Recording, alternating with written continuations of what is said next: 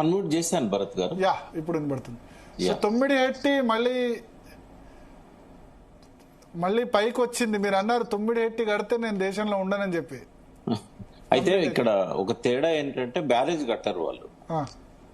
Barrage కట్టకుండా direct గా తుమ్మిడిహట్టి దగ్గర ప్రాణహిత రివర్ ఏదైతే ఉన్నదో దానికి దిగువన చాప్రాల్ వన్యమృగ సంరక్షణ ఆ సాంక్చురీ దాటిన తర్వాత అది టువర్డ్స్ కాళేశ్వరం వైపు, అంటే మళ్ళీ గోదావరిలో కలవడానికి కొంత ముందుకు వచ్చిన తర్వాత అక్కడ ఒక చిన్న పెద్ద సైజ్ చెక్ డ్యామ్ ఒకటి కట్టి అక్కడ నుంచి టన్నెల్ ద్వారా తర్వాత కెనాల్ ద్వారా ఈ జైపూర్ వాగ్ అని ఉంది. అయితే ఈ ప్రతిపాదన కేసీఆర్ గవర్నమెంట్ లో కూడా ఇంజనీర్ చేశారు, జైపూర్ వాగులో వేసే విషయాన్ని పరిశీలించమని చెప్పి. అయితే అది అప్పటికే ఇవన్నీ కూడా వర్క్ స్టార్ట్ అయినాయి. అయితే ఈ జైపూర్ వాగ్ ద్వారా నేరుగా సుందిల్లోకి ఆ నీరు వస్తుంది, డిస్టెన్స్ కూడా చాలా తగ్గుతుంది. కాకపోతే ఏంటంటే టన్నెల్ తర్వాత కెనాల్ ఉంటుంది. ఎంత అయితే తుమ్మిడిహట్టిలో మనకు అవైలబుల్ వాటర్ ఉంటుందో ఆ వాటర్ మాత్రం మనం తీసుకోగలుగుతాం. ఏదైతే ప్రాణహిత తుమ్మిడిహట్టి దగ్గర నుంచి కొంత 5-6 కిలోమీటర్ల దిగువకు ప్రవహించిన తర్వాత ఎంత వాటర్ అవైలబిలిటీ ఉంటుందో ఆ వాటర్ మాత్రం మనకు సుందిళ్ళకి వస్తుంది. బట్ మన అవసరాలకు సరిపోదు. దాదాపు 100 టీఎంసీలు వచ్చినా కూడా మనకు సరిపోదు. అది మనకు రిక్వైర్మెంట్ దాదాపుగా 200 టీఎంసీ పైన ఉంటుంది. కాబట్టి అది కొంత ఉపయోగపడుతుంది, అందులో అనుమానం ఏం లేదు. కానీ బ్యారేజ్ కట్టే అవకాశం లేదు. తుమ్మిడిహట్టి దగ్గర 3700 కోట్లతో ఇప్పుడు అది ఇప్పుడు 80 టీఎంసీలు తుమ్మిడిహట్టి నుంచి సుందిళ్లకు లిఫ్ట్ చేస్తామని చెప్తున్నారు. లిఫ్ట్ కూడా కాదు, గ్రావిటీతోనే పరిశీలించండి అంటున్నారు. లిఫ్ట్ అక్కర్లేదు. అక్కడ ఏంటంటే గుట్టలు ఉంటాయి, చాలా పెద్ద గుట్టలు రిడ్జ్ లో ఉంటాయి. అంటే మనకి ఇదేమో గోదావరి, అది ప్రాణహిత రిడ్జ్ ఉంటది అన్నట్టు. ఆ రిడ్జ్ మీద గుట్టలు ఉంటాయి. ఆ గుట్టల నుంచి టన్నెల్ తీసి ఒక కెనాల్ ద్వారా జైపూర్ వాగులో వేస్తారు. జైపూర్ వాగు నుంచి సుందిళ్ళకు వస్తాయి ఆ వాటర్. అయితే వాటర్ ని మనము అక్కడి వరకు తీసుకురావచ్చు గ్రావిటీతో. 1600 కోట్లని ఎస్టిమేషన్ ఏదో అనుకుంటున్నారు. బట్ రియల్ డిపిఆర్ వచ్చిన తర్వాత చాలా ఎక్కువ అవుతుంది. ఇంకా టన్నెల్ ఉంది కాబట్టి ఒక 10 కిలోమీటర్ల దాకా దాదాపు టన్నెల్ ఉండే అవకాశం ఉంది. 13 కిలోమీటర్లు కెనాల్ ఉండే అవకాశం ఉంది. అయితే ఆ డిపిఆర్ వచ్చాక గానీ ఎంత ఖర్చు అవుతుందని చెప్పలేం మనం. But it is another source. ఇప్పుడు మీరే చెప్పారు ఇందాక న్యూస్ లో ఇనిషియల్ వర్డ్స్ ఏంటంటే ఒక పక్కన అన్నారము తర్వాత మేడిగడ్డ, ఆ రెండింటిని కూడా సుందిళ్ళ విషయంలో కూడా రిపేర్లు ఏమన్నా ఉంటే టేకప్ చేయమంటున్నాడు. అదే సమయంలో తుమ్మిడిహట్టి నుంచి ప్రాణహిత ద్వారా సుందిళ్ళలో కలిపే అంశాన్ని కూడా వేగవంతం చేయమంటున్నాడు. అంటే రెండింటిని కూడా ఈ ప్రభుత్వం ఉపయోగించుకోబోతున్నది అనేది మనకు అర్థమవుతా ఉన్నది. ఆ ప్రయత్నం తప్పేం లేదు భరత్. కానీ ఇప్పుడు ఆల్రెడీ ఒక సోర్స్ ఉంది. కరెంటు బిల్లు తగ్గించడానికి ఈ 1600 కోట్లు 2000 కోట్లు ఎంత అయితే అవుతాయో రెగ్యులర్ మనకు మేడిగడ్డ దగ్గర నుంచి తర్వాత అన్నారం దగ్గర నుంచి లిఫ్ట్ అనేది కొంత తగ్గుతుంది ఒకవేళ కనుక ఈ వాటర్ అంతా డైవర్ట్ అయినట్టయితే. కానీ కావాల్సినంత అవైలబిలిటీ అయితే ఇక్కడ లేదు. సుందిళ్ళ నుంచి తుమ్మిడిహట్టి నుంచి సుందిళ్ళకు లిఫ్ట్ చేయాల్సిన అవసరం లేదు, గ్రావిటీ ద్వారానే ఇచ్చేస్తారు.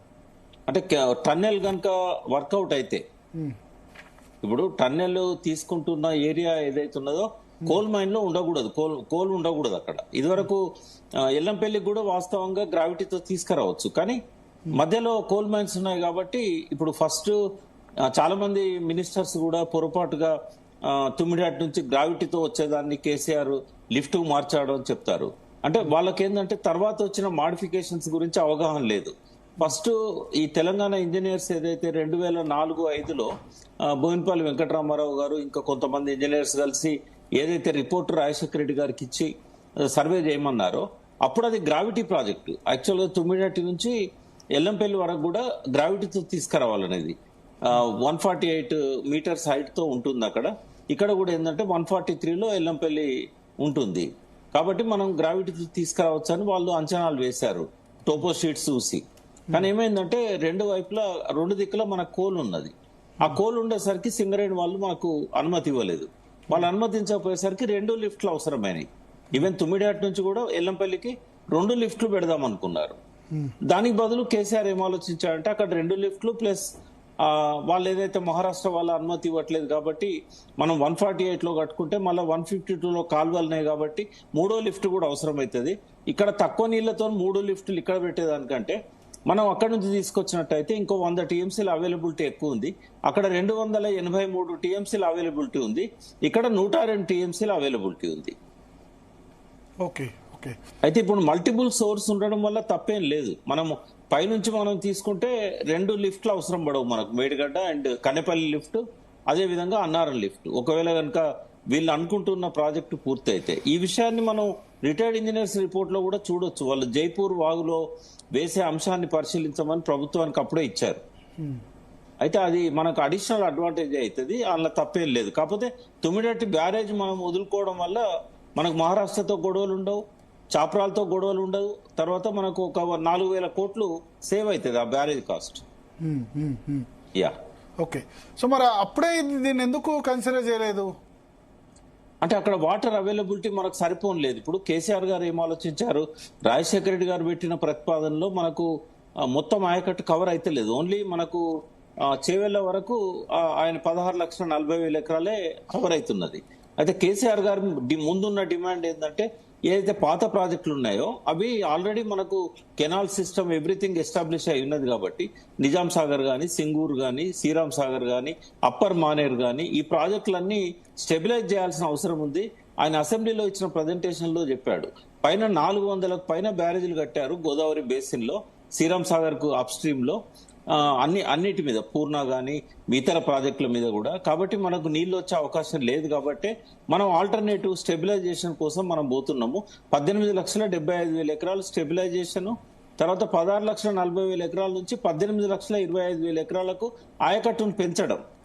ఈ మొత్తానికి కావాల్సిన 37 లక్షల ఎకరాలకు మనకు కావాల్సిన వాటర్ ఏదైతున్నదో మనకు దాదాపు 200 టీఎంసీలకు పైన అవసరం అవుతుంది, కొంత గ్రౌండ్ వాటర్ మనం కాంపోనెంట్ పెట్టుకున్నా కూడా.